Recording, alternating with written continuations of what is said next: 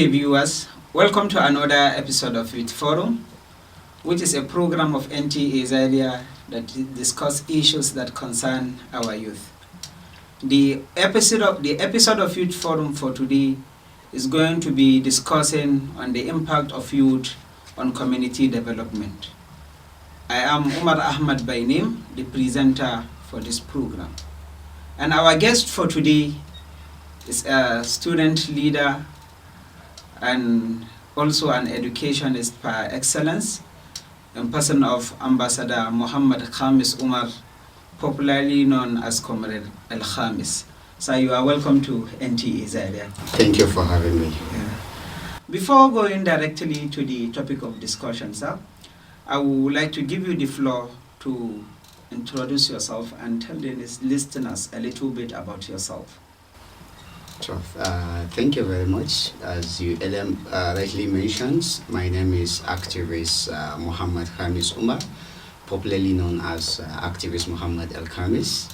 I am currently the special advisor to the National President of the National Association of Nigerian Students on Partnership and Strategic Engagements, NANS. That's the rightfully NANS President, Comrade Olushola Oladoja. I am currently a student of the prestigious Ahmadu Bello University Zaria, studying MSc Fiber Science and Polymer Technology. After graduating from the mighty and prestigious institute, the Leather Arena in the whole of Africa, Nigerian Institute of Leather and Science Technology, which I studied polymer technology indeed. Then I proceeded to Bayero University, where I obtained my postgraduate diploma in chemistry and further proceeded for MSc in polymer chemistry. So due to so many factors, economic factors, Nigerian factors, and so many other things, I then later transferred back to you guys are also aware of the financial situation of the... I thought Comrade doesn't care about the financial situation of the country. It affects everyone in Nigeria. Oh, that's interesting, sir. So, sir, looking at the topic of discussion, which is the impact of youth on community development. Sir, before we go deeply into the discussion, can you tell us some youth activities that you have partake in your life? Yes, indeed. Thank you very much. I am a very passionate activist in Nigeria. So I have been involved in many and several community grassroots development groups, ranging from that community aspects, community development associations, to national student platforms. Coming back to the society, I am the Pioneer Secretary of the Coalition of Candidates. I'm the Pioneer Secretary of the Coalition of Basao Constituency Development Association here in Sabangari local government. And then also, I am the immediate past public relations officer of the Islamic Youth Awareness Forum, a community-based association that is focused in extramural activities in the society, and as well as some other development association. Then coming back to the students angle, which of course I earlier on introduced myself as the SA to the National President of the National Association of Nigerian Students, National Association of Polytechnic Students, many other student movements, and as well so that is to say you have participated in various youth and student groups within your community and the country at large. Indeed. That's very interesting. So what exactly motivated you to join these community groups and student groups and those of the youth? You know, growing up in Nigeria, just like any other angle in Nigeria, the way I grew up in Kaduna State, Nigeria, you know, we are faced with series of challenges in our communities, ranging from lack of social amenities, amenities in the societies. When I talk about hospitals, road infrastructure, electricity, water supply, and so many other things education like that. And many other inequality aspects. In education aspects, and then as well as poor engagement in civic engagements. Right. So rather than just being part of the complainers, or those people that will just sit down and be complaining, I compelled myself to be part of the solution of the problem. So this is where we are today, trying to see how we can be able to give our own contribution and our own quota to see how we can solve the problems of our own dear nation, Nigeria. Okay, that is very interesting, and of course this is a motivation, because looking at what you said, you identify that there is need to participate in these various groups so that you contribute your own quota towards solving those problems you identified. Yes. All right, sir. Comrade Muhammad El-khamis, I know, as you earlier mentioned, you have participated in various organizations, unions within the community and the country at large. Please, can you share with us a specific project or initiative that you have led or you have participated in bringing it up, which has bring development to the community? Interesting. So first of all, which I am mostly proud of, is my volunteer teaching in most of the secondary schools that we have in Samaru, and as well as a volunteer teacher in the community, which is the Islamic Youth Awareness Forum, for more than a decade. Trying to see how we can give our own impact, to see how we can educate the younger ones. Education is light. As far as the youths are educated, there are so many progress that you see alive, and so many things will be opening for those. So now, this volunteering, it is something that you have to make an intentional and organized efforts to see how you can bring change in the community, in the aspect of social change, economic change, political change, and as well as the environment. Yes, so giving a contribution to the education, I think when you're educating the community, it's just like you're educating Nigeria at large. Exactly. Because the youths are not going to likely be participating in social vices in the community. So by so doing, this is a project in terms of education. Then as well, then when I was even the public relations officer of the NANS JCC Kaduna Axis, somewhere around 5 years back, I organized a career orientation for secondary school students within Zaria, and as well as computer-based training tests in preparation for their joint admission and matriculation board examinations then. Looking at the mass failure of so many students, so I had a survey trying to see how I can, like I earlier told you, instead of being part of the complainants, but try to see how you can bring solution. Provide solution to the problems. Indeed. So when I saw it as a solution, the mass failure is gradually increasing. So I felt that what is causing all these things now? So from my research, I get to understand that many of our young people in Nigeria, most especially in northern Nigeria, those people are not exposed to computers until the time of their examination. Exactly. And a lot of them have computer anxiety. A lot of them have problem of subject combination in their JAM. Exactly. A lot of them have poor background in career guidance and orientation. Exactly. So this is what motivated me to organize such in partnership with Zaria Institute of Information Technology, ZIIT in Kofar Doka here. They gave us the space and we did a free training with their staff and management. That is very interesting. You know, I think before we go to the others, I think last 2 weeks we discussed with Malam Sani Lawal Magarfi, and we discussed about the causes of JAM mass failure. And one of the causes that he mentioned is lack of practice by the students. Some students don't even know computers. Of course. They first see computer when they go to write those exams. Of course. And also apart from that, as you said, in the area of career guidance, sincerely speaking, I also believe that there is lack of career guidance in our various schools. Indeed. Because before, if you go to various secondary schools, you see there are professional career masters that guide the students on what to do and how to go about it. Indeed. But now, all those things, they doesn't exist anymore in the schools. Indeed. So what is your call to the government on this particular issue before we move forward? Because you see, I think it is a responsibility of the government to provide computers for the student to be trained at the school. And it is also responsible for the government and the education educational administrators to provide career masters in the school so that they will be guiding the student on whatever career they want to pursue in their life. What is your call to government on this particular issue? Yes, I would like to use the medium to call on the attention of the governments in order to provide the facilities for the students to harness the opportunity and then to get the training.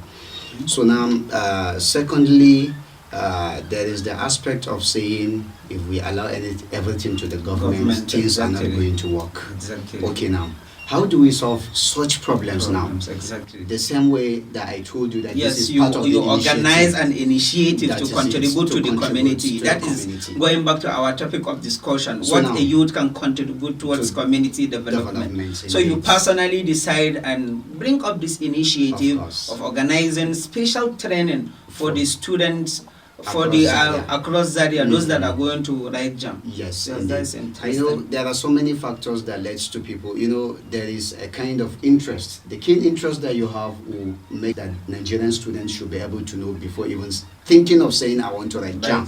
Let them have that orientation. That you need to have a career guidance. You need to have a mentor that will be guiding you on what to do, where to go, and how to go about it. Exactly. That is interesting, sir. So apart from these two programs that you mentioned, like you said, you are a volunteer teacher and also a teacher with the Islamic Youth Awareness Forum, which is an extramural lesson that is organized for students in the community. And also this special training that you organize for student writing jam. Is there any other program that you initiated using other platforms or something like that? Yes, for recent, I think just less than a month under my own office in the National Association of Nigerian Students as the special assistant on partnership and strategic engagements. I had an interaction with the special advisor on student matters to His Excellency Governor Obasani, which is Malam Hassan Rilwan, thinking on the way we will change the narration of youth. Instead of saying all the things, all the problems they have, they will be thinking of going to a protest.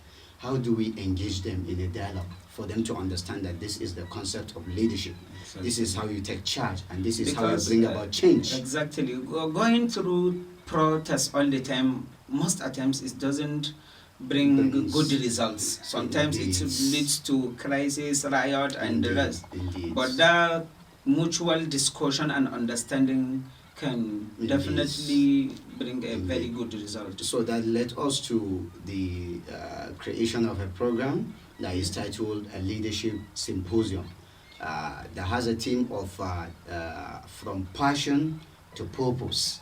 The intersection of leadership from passion to purpose. You have a passion of being an activist, you have a passion of being a change maker, then it's now becoming a purpose. Exactly. When you become an elected official of a government or whatsoever it is now, you take that advantage to see how you can bring about change in the community.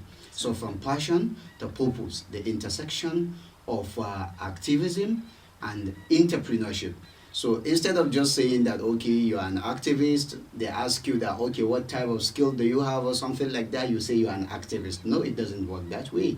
You have to think of something doing. I am an activist, and as well as somebody that have a skill. I went to a school whereby even you as a, let me say, a copper, when a copper come to the institute, before leaving the institute, it has become a mandatory condition for that copper will learn a skill before leaving that school. So because it is a skill-oriented school. It is a skill-oriented school. And as well, I used to sell jalabias. I have different sizes, different colors, and that. I have the Dubai's jalabia, I have the Saudis, and so many other things like that. You can't just depend on government and you say you want the government job without doing one or two things to be self-reliant in That is very interesting, sir. Okay, moving forward, sir. You know, in Nigeria currently, and our various communities, we are facing a lot of challenges, ranging from educational challenges, career challenges, and personal social challenges. So what do you think our youth, which role do you think our youth can play in managing those challenges we are facing in our community? Indeed, you say, they said that the youths are the leaders of tomorrow. But I said that the youth are the leaders of today, not tomorrow. Exactly. Because We have been change thinking begins that with me. We have Of been course. thinking that since when we were in primary school. That is it. So now, saying that we are the leaders of tomorrow, I believe that is killing the spirit of the youth, thinking that they have to wait until tomorrow before they and will that take tomorrow charge. will never come. And it will never come. So why not we say that the youth are the leaders of today? So by saying that the youth are the leaders of today, that makes them to have a challenge that, okay, today, if it goes, I doesn't have any day again. Exactly. So let's see how we can strive to make changes in the society. For every developed community, for every developed society, the youth are empowered, the youth are active, and the youth are educated, and the youth are social-oriented people. Exactly. So in every developing country, you will see that the youth are the working force of bringing change to that community. Exactly. So the youth have a very vital role in saying that, okay, the society is being promoted to a conflict, from a conflict state to a peaceful state, from this state to this state. Most of the things that are happening in the society now, you take an example of kidnapping, you take an example of phone snatching, and so many other things like that. Old people cannot be engaged in such activities. There are people that have power in them. There are people that are very energetic, that they will use something to harm you before they will take that off. So if it is an old person, there is no way that person can be able to say he will harm you as a youth to collect that thing from you. So it means that if the youth are educated, if they have skills, if they are educated, they have skills, they have the minds, definitely, the mindset, they will not even things go are and going to be engage better. in such TV and that is behavior. it. So now the youths are the driving force of any developed community or society or nation at large. So, Madam Muhammad El-khamis, now you are saying that the youths who are not engaged in those particular deviant activities can now orient their colleague youth in engaging them with that they should engage in education, hand skills, and some other things, so that they will be engaged and they will not be participating in those vices, unwanted behavior. Of course. And at this juncture, sir, what do you think the government can also do in this particular issue, in resolving these challenging issues that you mentioned, most especially the phone snatching, which is the trending one currently? Yes, the government in its part supposed to empower the workforce that we have at the military and the police. Okay. Because if you see the ratio of the people that are in a community and the ratio of the police that we have in our community, you realize that it's almost a ratio of about 5 to 200,000 people. So these people are not enough. So we need more of the policemen, more of recruited, well-trained policemen, and more of the military. If we have so many places where the military are mounted, where the police officers are mounted, I think these issues we're not going to be having them. Exactly. You take an example of what just happened recently at Kawo in Kaduna, where they killed a senior military officer then. So because of that now, if you go to Kawo, we have a mini military base of police and as well as for army. So now this leads to the people are not there again. So assuming that we have much more workforce, it means that all these things are not going to be happening. And then as well, the community have their own faults by putting their hands down without contributing to see how they can impact the society positively. By giving education to the young generations that are coming, yes, and also trying to ensure that engage them with skills. Because if you are engaged, you have something doing. Maybe you are going to school, or you have a shop that you go and open and do your businesses. You don't have time to go and thinking of stealing someone's phone. Because you know the consequences. If you are caught or something like that, you can be killed, you can be taken to jail or things like that. So part of the government as well is to ensure that justice is prevailed. Okay, now for example, you caught a phone snatcher and they took him to police station. So the next thing is to compile reports on that person and then charge him to courts. So if justice is being played on that person, tomorrow other people will not do it. But a phone snatcher will snatch your phone, will stab you and snatch your phone. Then later, tomorrow in the evening, you will see him roaming about in the community. How would it change? to the government needs to reinforce in that aspect, and then as well the judiciary in their own part to ensure that justice is being served, and that is when these things are going to be cut away. Okay. Thank you very much, Comrade Muhammad El-khamis. Moving forward, sir, there are many youths with passion and aspiration to be leaders. Of course. So how do you think our policy makers, our community leaders, and traditional leaders can contribute towards the achievement of this goal of the youths of becoming leaders? Yes, indeed. One thing I mostly say, most importantly, when the issue of youth are coming, is I used to say that the youth are not ready. Okay. Why? Because my point is very clear. You take a random sampling of about 10 youths now. If you want to test their integrity, you will realize that almost 9 of them have failed. So if really we want to be part of the change makers now, we have to prove our integrity. Exactly. Anything that has to do with money, anything that has to do with any materialistic things, the take youths them are away. going to be failing. How many youths have been given opportunity opportunity in Nigeria, but they misuse it? Exactly. So this is the reason why the policy makers, the traditional rulers, and the communities are lacking confidence in us. So we have to wake up to see how we can be able to prove ourselves. Let's prove ourselves so that the community will now have the courage and confidence in investing in us. That we are even ready to take over, and so that they will give us the opportunity. That is it. The opportunity is there. Exactly. The youth should be empowered. Exactly. So, sir, now can we say, like with community engagement, like yours, like maybe organizing extramural lessons, supporting the community in whatever way, that can even be a sign that the government and other stakeholders can see and develop interest in the youth, than just rather staying back and waiting for someone to come and give you opportunity. Indeed. Let me take you to a personal story that led to a testimony of what I am telling you now, and as well the idea we're sharing.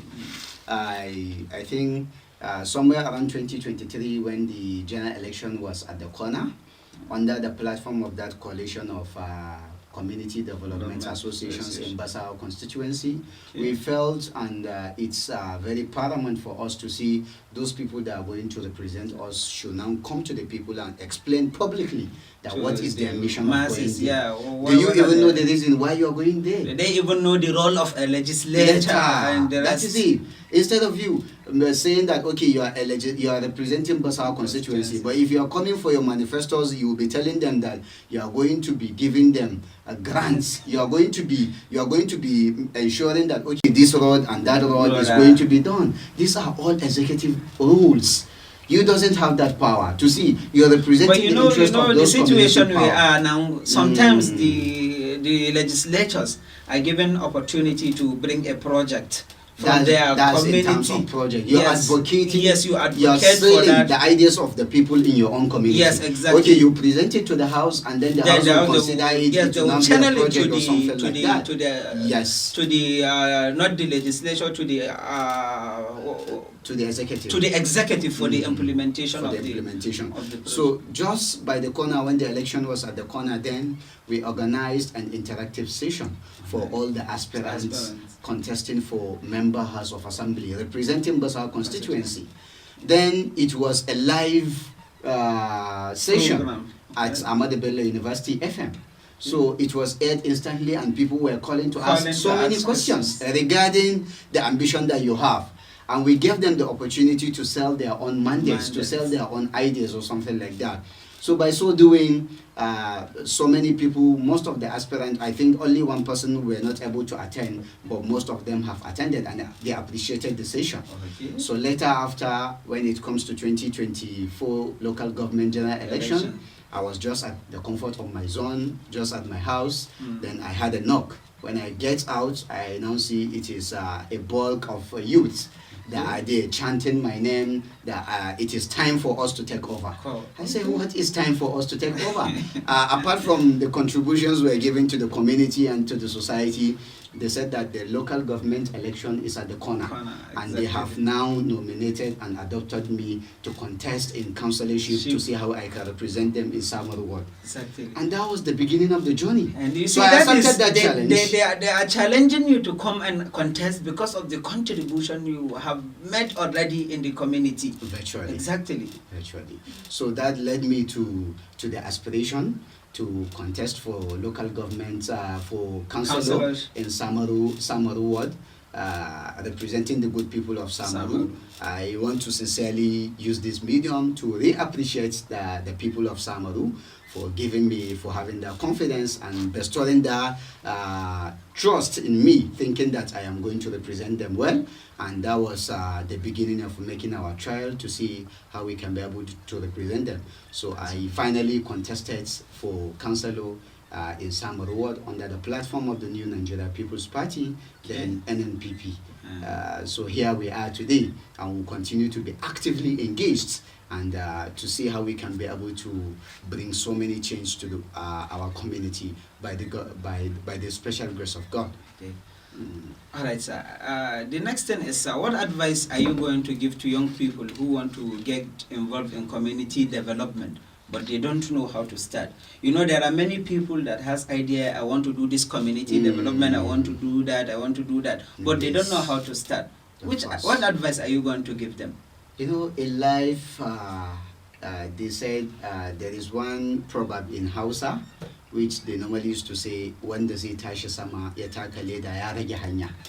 So most importantly is the mindset. Okay, you have the mindset of contributing to your community, to your society. What do? First, you start local.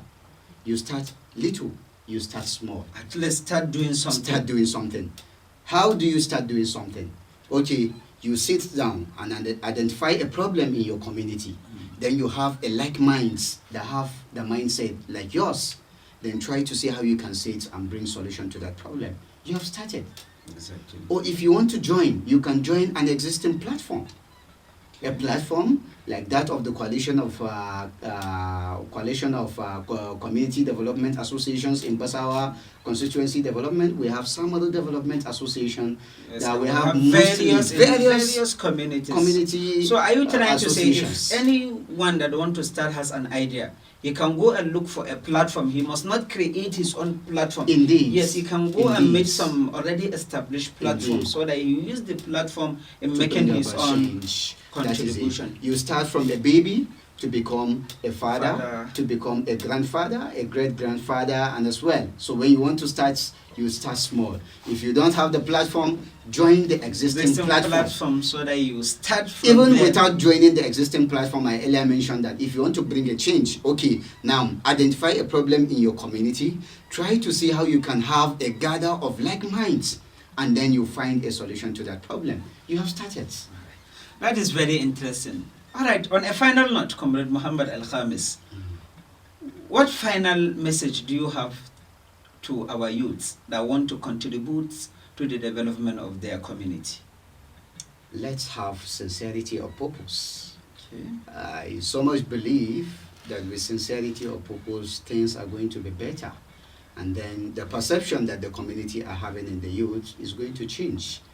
When I say I want to represent the people, let it show in me that I have the integrity of representing those people.